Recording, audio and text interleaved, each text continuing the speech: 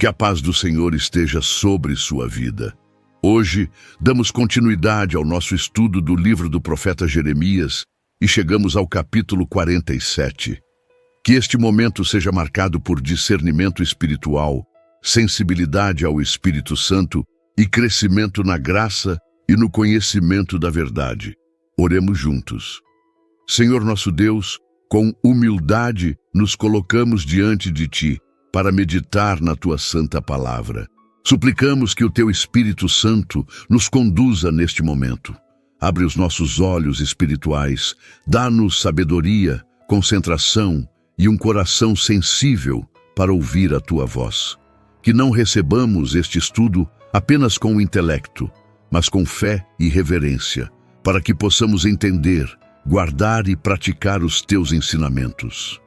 Em nome de Jesus Cristo, nosso Senhor e Salvador, te pedimos e te agradecemos. Amém.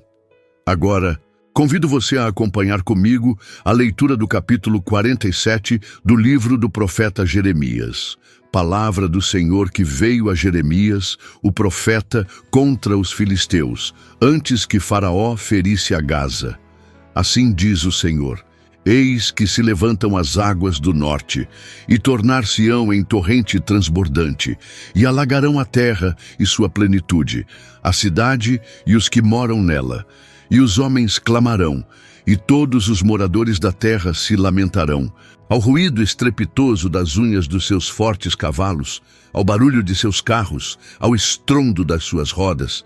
Os pais não atendem aos filhos por causa da fraqueza das mãos, por causa do dia que vem para destruir a todos os filisteus, para cortar de Tiro e de Sidom todo o resto que os socorra, porque o Senhor destruirá os filisteus, o resto da ilha de Caftor. A calvície veio sobre Gaza e foi desarraigada Asquelon com o resto do seu vale. Até quando te retalharás? Ah, espada do Senhor, até quando deixarás de repousar? Volta para a tua bainha, descansa e aquieta-te. Como podes estar quieta se o Senhor te deu uma ordem contra Asquelon e contra as bordas do mar? Ali lhe tem prescrito. A profecia contra os filisteus, registrada neste capítulo, começa com um anúncio direto do juízo divino. O profeta Jeremias revela que a destruição viria do norte, como uma água que transborda, uma maré impetuosa que cobre a terra, as cidades e os habitantes. Essa imagem é poderosa. Evoca não apenas a força esmagadora da invasão, mas também a inevitabilidade e a rapidez com que o juízo de Deus se cumpre. A água que transborda não pode ser contida, e assim também é a justiça divina quando se manifesta contra os povos que persistem na idolatria e na violência. A menção de antes de Faraó ferir a Gaza aponta para um contexto geopolítico agitado, em que Egito e Babilônia disputavam influência sobre as regiões da Palestina. Deus, no entanto, deixa claro que, independentemente das guerras humanas, o juízo final pertence a Ele. Mesmo que os eventos históricos pareçam ser causados por decisões humanas, por exércitos e alianças, por detrás de tudo está a mão soberana do Senhor que dirige a história conforme os seus propósitos.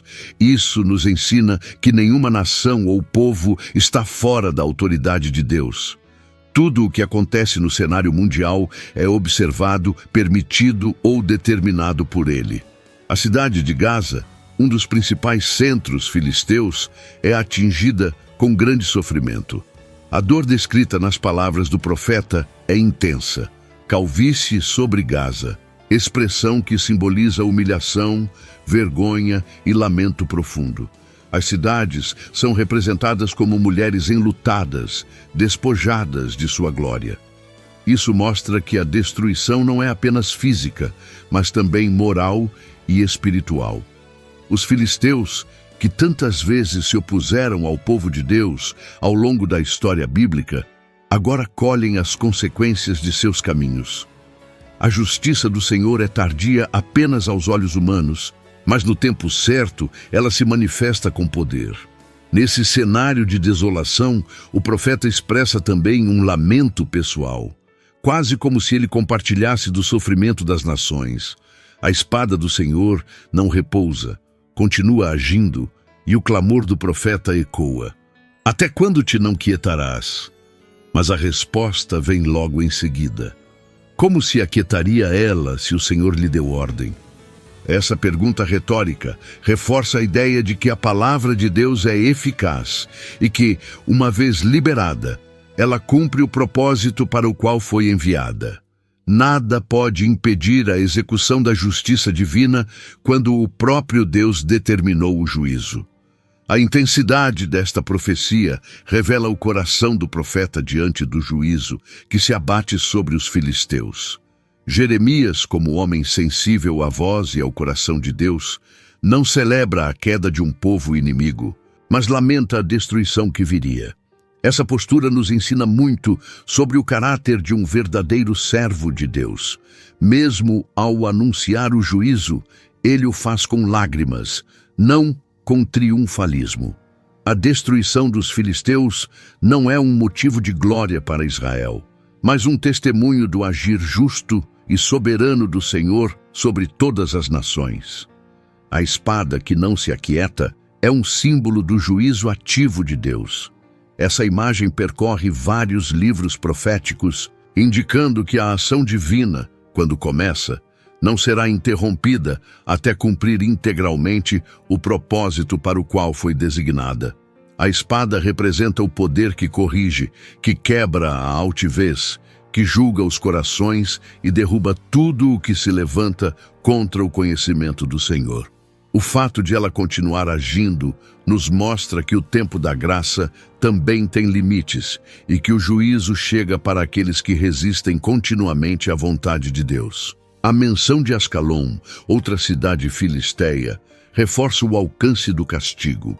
Nada escapa ao decreto do Senhor. O texto mostra que até o resto do seu vale seria destruído, o que pode indicar as áreas agrícolas e férteis da região, símbolo de sustento e segurança. Quando o juízo de Deus vem, ele não atinge apenas os centros de poder, mas também os sistemas que sustentam a vida do povo, revelando que a segurança verdadeira não está em cidades fortificadas, em exércitos, nem em recursos naturais, mas unicamente na fidelidade ao Senhor. A profecia termina com um profundo reconhecimento da soberania de Deus. Jeremias pergunta à espada até quando ela continuará, e a resposta é clara: até cumprir toda a ordem do Senhor. Isso nos ensina a confiar no tempo de Deus, mesmo quando não compreendemos todos os seus desígnios. Às vezes, desejamos que certas dores acabem logo, que determinados processos se encerrem rapidamente, mas é o Senhor quem determina o tempo de início e de fim de cada estação.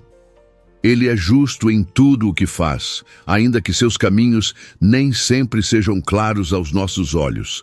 Essa palavra nos convida à reflexão sobre nossa própria confiança. Onde está firmada a nossa segurança? Em alianças humanas? Em estruturas passageiras? Ou no Deus que sustenta todas as coisas? O juízo sobre os filisteus serve de alerta para que não coloquemos nosso coração em falsos apoios. Somente em Deus encontramos refúgio verdadeiro, direção segura e justiça que restaura. Que esta mensagem fortaleça nossa fé, corrija nosso caminho e nos conduza a uma vida de reverência e obediência ao Senhor dos Exércitos. Ao observarmos atentamente os detalhes desta profecia, compreendemos que o agir de Deus sobre as nações não é aleatório, mas baseado em sua justiça perfeita e em seus decretos eternos. Os filisteus, ao longo da história bíblica, foram conhecidos por sua oposição constante ao povo de Deus, seus ataques violentos e sua idolatria desenfreada.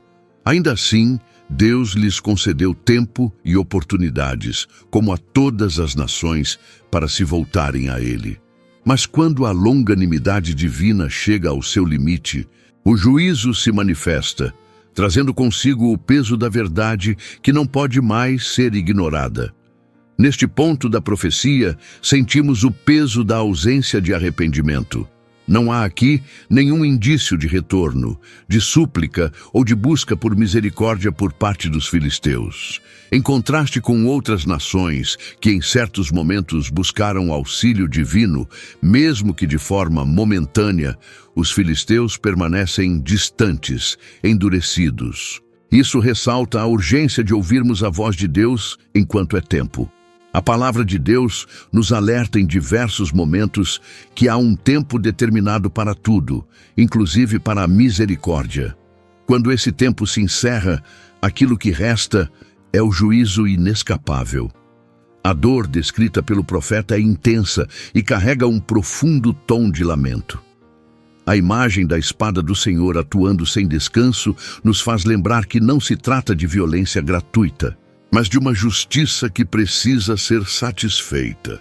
Deus não se alegra na destruição do ímpio, como afirma Ezequiel, mas deseja que todos se arrependam. No entanto, quando há recusa persistente e deliberada em ouvir a verdade, o juízo se torna a resposta inevitável.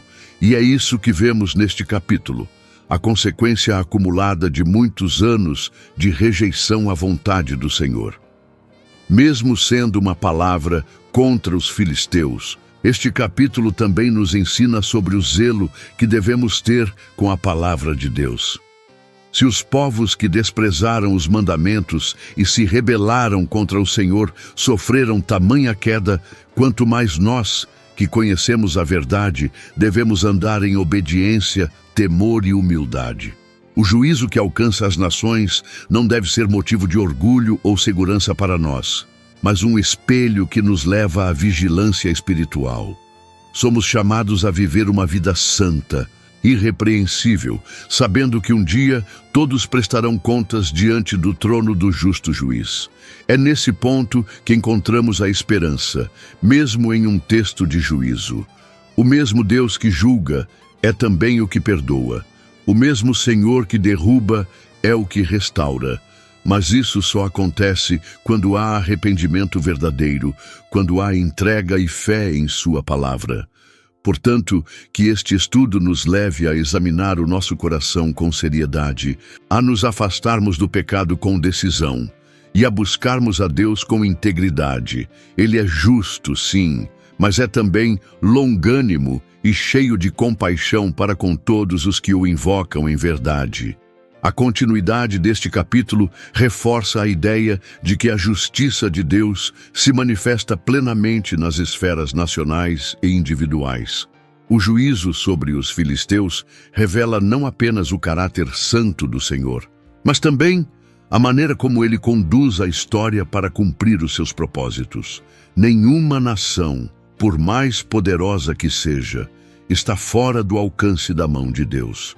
Aqueles que confiam em sua força, em suas alianças ou em seus próprios deuses, cedo ou tarde, perceberão que tudo isso é vaidade diante daquele que governa com soberania sobre os céus e a terra. É interessante observar que os filisteus, embora tivessem sido inimigos constantes de Israel, eram também conhecidos por sua cultura, por sua força militar e por sua autossuficiência. Por muitas gerações, desafiaram o povo de Deus e zombaram de sua fé.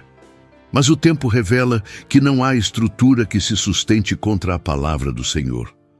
Quando ele determina o tempo do juízo, nada pode impedi-lo. E isso não se limita ao passado. O mesmo Deus que agiu naquela época continua governando hoje. E as nações ainda são chamadas a reconhecer sua autoridade suprema. Nesse contexto, a figura da espada do Senhor permanece como símbolo central. Não é a espada de um exército humano, mas a representação do juízo divino. E quando a palavra afirma que ela recebeu ordem, entendemos que tudo está sob o controle absoluto de Deus. Não há ações fora do seu comando, nem mesmo o juízo. Isso nos ensina que mesmo nas calamidades há um propósito e que a justiça divina não é descontrolada, mas perfeitamente dosada, segundo a verdade e a fidelidade do Senhor.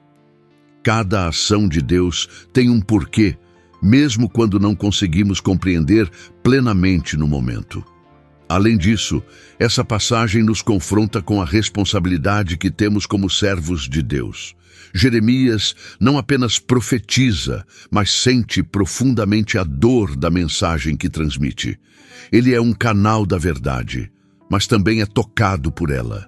Isso nos ensina que a proclamação da palavra não pode ser feita com frieza ou indiferença.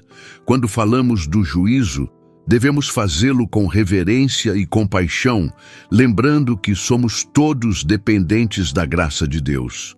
Não anunciamos a destruição com prazer, mas com o desejo de que vidas se arrependam e encontrem refúgio no Senhor. Que essa parte do estudo nos leve à oração, à vigilância e à confiança. O mesmo Deus que agiu com justiça entre as nações é aquele que hoje nos chama à obediência, à fé e à consagração. Ele deseja que vivamos de forma santa, irrepreensível e cheia de temor diante dele. Que não sejamos como os filisteus, que ignoraram os sinais e desprezaram os alertas, mas que sejamos como aqueles que ouvem, se quebrantam e buscam ao Senhor enquanto é tempo. Pois aqueles que o buscam com sinceridade jamais serão rejeitados. Ao concluirmos a reflexão sobre este capítulo, somos novamente confrontados com a seriedade da palavra de Deus e com a firmeza de seus decretos. Jeremias não escreve motivado por interesses pessoais ou por ambições humanas, mas como instrumento de um Deus que fala com clareza, ainda que sua voz seja dura ao coração endurecido. O juízo sobre os filisteus não se resume a um evento histórico isolado, mas torna-se uma advertência viva para todos os que insistem em trilhar caminhos de desobediência e orgulho. A mensagem não é apenas contra uma nação, mas para todo aquele que insiste em viver sem temor ao Senhor. Neste capítulo enxergamos que a segurança fora de Deus é uma ilusão. Por mais que os filisteus confiassem em suas cidades fortificadas, seus exércitos ou suas divindades, nenhum desses elementos foi capaz de protegê-los no dia do juízo. Essa realidade nos exorta a reavaliar onde está fundamentada a nossa confiança. Estamos firmados na rocha eterna ou dependemos de estruturas humanas frágeis e passageiras? A queda dos filisteus nos mostra que só há verdadeira segurança na obediência à vontade de Deus e na submissão ao seu senhorio. O lamento de Jeremias, mesmo sendo uma palavra de juízo, ecoa como um chamado à consciência espiritual. Ele não fala apenas como profeta, mas como um servo que sente a dor da separação entre Deus e as nações. Sua tristeza aponta para a compaixão de Deus, que não tem prazer na destruição do ímpio, mas deseja que todos se arrependam. Mesmo em meio ao julgamento, percebemos traços da misericórdia divina, pois o alerta foi dado, a palavra foi proclamada e a verdade foi anunciada antes que a espada fosse desembainhada. Deus sempre fala antes de agir, e seu desejo é que haja arrependimento antes do juízo. Essa lição final nos lembra que, assim como os filisteus ouviram, hoje também nós ouvimos. A diferença está em como respondemos. A palavra de Deus não volta vazia, mas cumpre o propósito para o qual foi enviada. Ela pode ser para a condenação dos que a rejeitam ou para a edificação dos que a recebem com fé. Que possamos ser do segundo grupo, aqueles que ouvem com temor, obedecem com amor e vivem para glorificar o Senhor em todas as áreas da vida. Que o Espírito Santo grave essa mensagem em nossos corações e nos fortaleça para permanecermos firmes no caminho da verdade. Agora, convido você para um momento de oração. Senhor nosso Deus, agradecemos pela Tua palavra que é viva, justa e eterna. Obrigado por cada vida que esteve conosco neste estudo. Pedimos que o Teu Espírito Santo continue a nos ensinar, a abrir nossos olhos espirituais e a aplicar em nós tudo aquilo que ouvimos. Que possamos guardar essa mensagem no coração e praticá-la com obediência e reverência. Em nome de Jesus Cristo, nosso Senhor e Salvador, oramos e agradecemos. Amém. Agradecemos pela sua presença aqui neste canal de estudo, onde vimos o capítulo 47 de Jeremias.